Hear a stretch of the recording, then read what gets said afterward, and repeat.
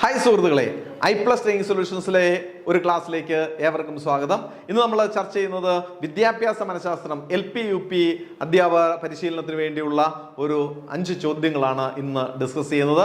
വിദ്യാഭ്യാസ മനഃശാസ്ത്രത്തിനകത്തെ ഒരു 5 ചോദ്യങ്ങൾ. ഒന്നാമത്തെ ചോദ്യം, വിദ്യാലയം തന്നെ ഒരു പഠനോപകരണം നമുക്കറിയാം. വിദ്യാലയം തന്നെ ആ building as a learning aid, BaLA എന്നൊക്കെ നമ്മൾ പറയാറുണ്ട് അല്ലേ? BaLA, building as a learning aid. നമ്മുടെ സ്കൂൾ കെട്ടിടം തന്നെ ഒരു പഠന ഉപകരണമായി മാറുന്നു. വിദ്യാലയം തന്നെ ഒരു പഠനോപകരണം എന്ന ആശയവുമായി യോജിക്കുന്നത് ഏത്? ഇതിനകത്ത് 4 കാര്യങ്ങളിൽ യോജിക്കുന്നത് ഏത്? ടാലന്റ് ലാബാണോ? അല്ല. ഹൈടെക് വിദ്യാലയം എന്ന് പറയുന്ന കോൺസെപ്റ്റ് നമുക്കുണ്ടല്ലോ, അതാണോ ഈ പറയുന്ന വിദ്യാലയം തന്നെ പഠനോപകരണം എന്ന് പറയുന്നത്? അല്ല. ബാല, TLM എന്ന് പറയുന്നത് ടീച്ചിങ് ലേണിംഗ് മെറ്റീരിയൽ, പഠനോപകരണങ്ങളാണ്. ബാലയോ ബിൽഡിംഗ് ആസ് എ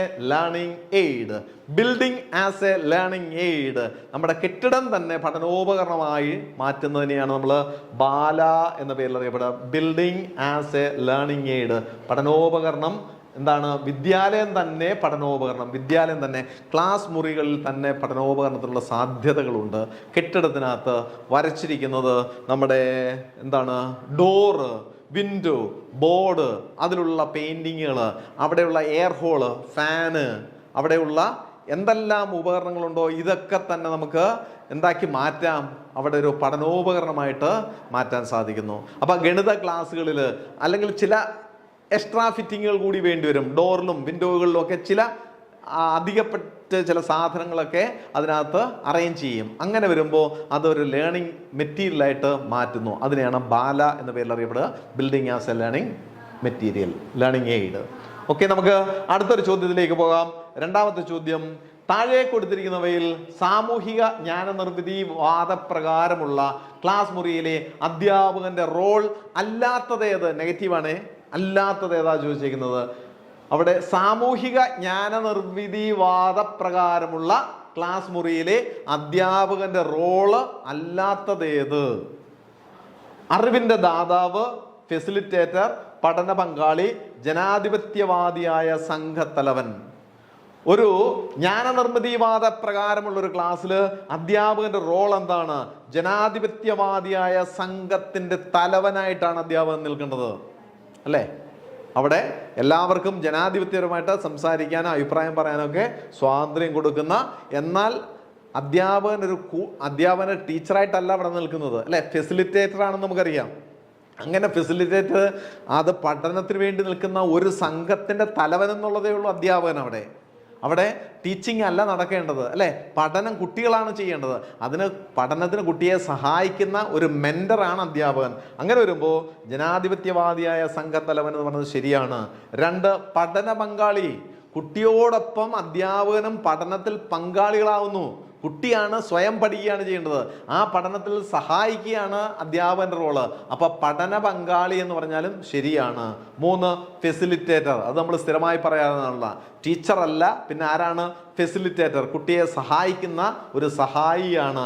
ഇത് 3ഉം ഈ പറയുന്ന ജ്ഞാനനിർമ്മിതി വാദപ്രകാരമുള്ള ക്ലാസ് മുറിയിലെ അധ്യാപകന്റെ റോളാണ്. എന്നാൽ റോൾ അല്ലാത്തത് അറിവിന്റെ ദാതാവ്. എല്ലാ അറിവും ഞാനിങ്ങനെ അങ്ങോട്ട് സപ്ലൈ ചെയ്യാം. ഞാനെന്ന് പറഞ്ഞാൽ അറിവിൻ്റെ വലിയ ഭണ്ഡാരമായിട്ട് ഇങ്ങനെ വന്നിരിക്കുക. ഓരോ ദിവസവും ഓരോ ക്ലാസ്സുകളിലേക്കും എൻ്റെ അറിവ് ഇങ്ങനെ നിങ്ങൾക്കങ്ങ് തരാം, ഷെയർ ചെയ്ത് അങ്ങോട്ട് തരാം. ഒരിക്കലും അങ്ങനെയല്ല. അപ്പോൾ അറിവിൻ്റെ ദാതാവ് എന്നുള്ള നിലയിലല്ല ഒരു ജ്ഞാനനിർമ്മിതിവാദ പ്രകാരമുള്ള ക്ലാസ്സിലെ അധ്യാപകൻ്റെ റോള്. അപ്പോൾ ഓപ്ഷൻ A ആണ് ആൻസർ. ഓക്കെ, അടുത്ത ചോദ്യത്തിലേക്ക് നമുക്ക് പോകാം. മൂന്നാമത്തെ ചോദ്യം, സങ്കലിത വിദ്യാഭ്യാസം, ദാറ്റ് ഈസ് ഇൻക്ലൂസീവ് എഡ്യൂക്കേഷൻ. എന്താണ് സങ്കലിത വിദ്യാഭ്യാസം, ഇൻക്ലൂസീവ് എഡ്യൂക്കേഷൻ എന്ന് പറഞ്ഞു കഴിഞ്ഞാൽ അവിടെ ഭിന്നശേഷിക്കാരായിട്ടുള്ള കുട്ടികൾ, പഠനത്തിൽ വളരെ പിന്നോക്കമായി നിൽക്കുന്ന കുട്ടികൾ, അങ്ങനെയുള്ള കുട്ടികളെ നമ്മുടെ പൊതു ക്ലാസ്സിൽ തന്നെയാണ് ഇരുത്തേണ്ടത്. അവർക്ക് വേണ്ടി പ്രത്യേകം സ്കൂളുകൾ നമ്മുടെ നാട്ടിൽ ഉണ്ടെന്നുള്ളത് ഒരു സത്യം കേട്ടോ. സ്പെഷ്യൽ സ്കൂളുകളുണ്ട്.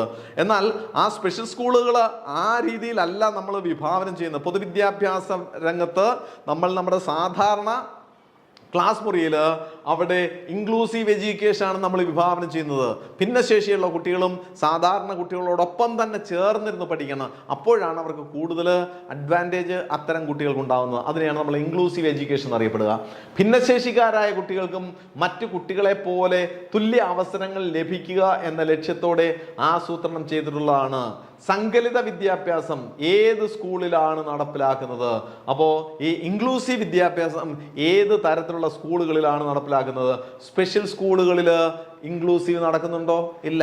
സ്പെഷ്യൽ സ്കൂളുകളിൽ ആ ഭിന്നശേഷിയുള്ള കുട്ടികൾ മാത്രം പഠിക്കുന്ന കുട്ടികളാണ്. ഉദാഹരണത്തിന് ഭാഗിക ശ്രവണ വിദ്യാലയം, പാർഷ്യലി ഹിയറിംഗ് സ്കൂളുകളുണ്ട് അല്ലേ? അവിടെ ഭാഗികമായിട്ട് ശ്രവണത്തിന് തകരാറുള്ള കുട്ടികൾ മാത്രം പഠിക്കുന്ന സ്പെഷ്യൽ സ്കൂളാണത്. അപ്പോൾ ആ സ്പെഷ്യൽ സ്കൂൾ അല്ല. പിന്നീട് അന്ധവിദ്യാലയങ്ങൾ ആണോ? അന്ധരായിട്ടുള്ള കുട്ടികളെ മാത്രം പഠിപ്പിക്കുന്ന സ്കൂളാണ്, അതും സ്പെഷ്യൽ സ്കൂളാണ്. ഓപ്പൺ സ്കൂളുകൾ അതാണോ? അതുമല്ല. പൊതുവിദ്യാലയങ്ങളിലാണ് സങ്കലിത വിദ്യാഭ്യാസം നടപ്പിലാക്കുന്നത്. അപ്പോൾ സങ്കലിത വിദ്യാഭ്യാസം നടക്കുന്നത് നമ്മുടെ പൊതുവിദ്യാലയങ്ങളിൽ, നമ്മുടെ സർക്കാർ എയ്ഡഡ് സ്കൂളുകളിൽ, അതാണ് പൊതുവിദ്യാലയങ്ങൾ. അവിടെയാണ് സങ്കലിത വിദ്യാഭ്യാസം നടക്കുന്നത്. ഓക്കെ, നമുക്ക് അടുത്തൊരു ചോദ്യത്തിലേക്ക് പോകാം. 4-ാമത്തെ ചോദ്യം, ജില്ലാ ശാസ്ത്രമേളയിൽ 1ാം സ്ഥാനം നേടുക എന്ന ലക്ഷ്യത്തോടെ മനു സയൻസ് വർക്കിംഗ് മോഡൽ നിർമ്മിക്കുകയാണ്. മനു എന്ന് പറയുന്ന കുട്ടി വർക്കിംഗ് മോഡൽ ഉണ്ടാക്കുകയാണ്. മനുവിനെ ഈ സ്വഭാവം എന്തിനെ സൂചിപ്പിക്കുന്നു? എന്തിനു വേണ്ടിയാണ്? ജില്ലാ ശാസ്ത്രമേളയിൽ 1ാം സ്ഥാനം നേടുക, അവന് ഫസ്റ്റ് പ്രൈസ് കിട്ടിയേ നോക്കൂ. ആ ഫസ്റ്റ് പ്രൈസിന് വേണ്ടി മാത്രം ആ കുട്ടി 1ാം സ്ഥാനത്തിന് വേണ്ടി മാത്രം ഒരു വർക്കിംഗ് മോഡൽ ഉണ്ടാകുകയാണ്. മനുവിൻ്റെ ഈ സ്വഭാവം എന്തിനെയാണ് സൂചിപ്പിക്കുന്നത്? ആന്തരിക അഭിപ്രേരണ, ബാഹ്യ അഭിപ്രേരണ, വർക്കിംഗ് മോഡലുകളുടെ താല്പര്യം, ശാസ്ത്ര വിഷയങ്ങളോടുള്ള ഇഷ്ടം. ശാസ്ത്ര വിഷയങ്ങളോട് ഇഷ്ടമൊക്കെ ഉണ്ട്, പക്ഷെ അതിൻ്റെ ആൻസറായിട്ട് അത് വരുമോ? ഇല്ല. വർക്കിംഗ് മോഡലുകളോടുള്ള താല്പര്യം അതും വരും, പക്ഷേ അതിൻ്റെ ശരിയായിട്ടുള്ള ആൻസർ ആണോ? അത് അല്ല. ബാഹ്യ അഭിപ്രായമുണ്ട്, ആന്തരിക അഭിപ്രേരണയുണ്ട്. ബാഹ്യ അഭിപ്രേരണ എന്ന് പറയുമ്പോൾ സ്വന്തം കുട്ടി അല്ലെങ്കിൽ ആ കുട്ടി സ്വയമായിട്ട് ചിന്തിച്ച് എടുക്കുന്ന ഒരു തീരുമാനം അല്ല.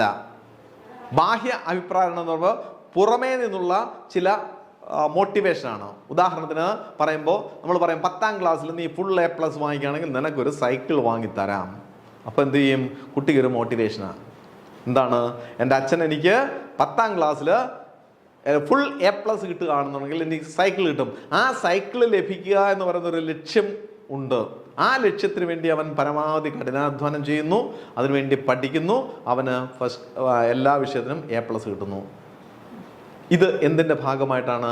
ഇതൊരു അഭിപ്രേരണയുടെ ഭാഗമായിട്ടാണ് കുട്ടി ഇത് ചെയ്തത്. ഏത് അഭിപ്രേരണയാണ്?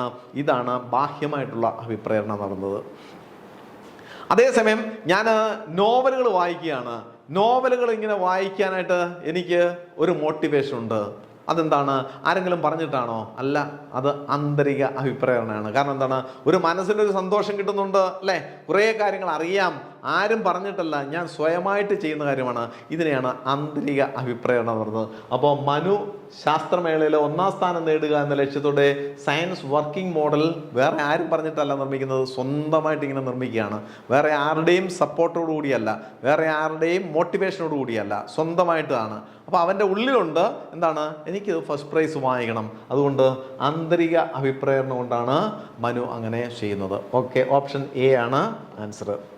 നമ്മൾ ലാസ്റ്റ് ക്വസ്റ്റ്യനിലേക്ക് പോകുന്നു. 5-ാമത്തെ ചോദ്യം, താഴെ കൊടുത്തിരിക്കുന്നവയിൽ നേതൃത്വ പരിശീലനത്തിന് പ്രയോജനപ്പെടുന്നത് ഏത്? നേതൃത്വ പരിശീലനം അല്ലേ?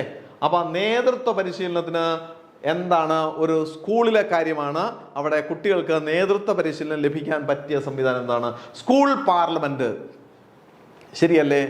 ആ സ്കൂൾ പാർലമെന്റിൽ അതിനകത്ത് പങ്കെടുക്കുക, അതിനകത്തെ ഒരു ലീഡർ ആവുക എന്നൊക്കെ പറഞ്ഞു കഴിഞ്ഞാൽ ഒരു ലീഡർഷിപ്പ് ക്വാളിറ്റി, അതാണല്ലോ പറഞ്ഞേക്കുന്നത്. നേതൃത്വ പരിശീലനം അല്ലെ? നേതൃത്വം, ഒരു ലീഡർ ആവാം, അല്ലെങ്കിൽ ഒരു ലീഡർഷിപ്പിലേക്ക് കുട്ടിയെ എത്തിക്കാൻ പറ്റിയ ഒരു സാധനമാണ് സ്കൂൾ പാർലമെന്റ്. SPC എന്താ? അപ്പോൾ അവിടെ സ്റ്റുഡൻസ് പോലീസ് കോർപ്സ്, അതാണ് നമ്മുടെ കുട്ടി പോലീസ്. കുട്ടികളുടെ ഇടയിൽ നമ്മുടെ സ്കൂളുകൾക്ക് നമുക്കറിയാം, ഇപ്പം നമ്മുടെ ഹൈസ്കൂളുകളിലൊക്കെ ഉണ്ട് എന്താണ്? സ്റ്റുഡൻസ് പോലീസ് എന്നറിയപ്പെടുന്ന സാധനം. ആ സ്റ്റുഡൻസ് പോലീസ് വളരെ നല്ലതാണ്. ലീഡർഷിപ്പ് ക്വാളിറ്റിയിലേക്ക് കുട്ടികളെ കൊണ്ടുപോകാൻ പറ്റിയൊരു സാധനമാണ്.